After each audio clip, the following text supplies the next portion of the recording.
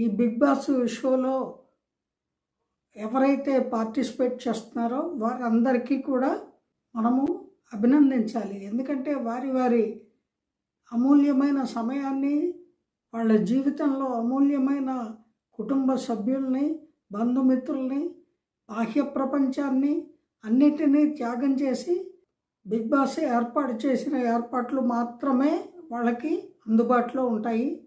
వాళ్ళ రొటీన్ లైఫ్కి భిన్నమైన జీవనాన్ని అక్కడ వాళ్ళు గడుపుతూ ఎట్ ది సేమ్ టైం న్యాచురల్గా వాళ్ళ జీవితంలో ఇంట్లో ఉంటే ఎలా ఉంటారు, అదేవిధంగా ఆ ఇంట్లో కూడా వాళ్ళు మూమెంటు అలాగే ఉండాలి.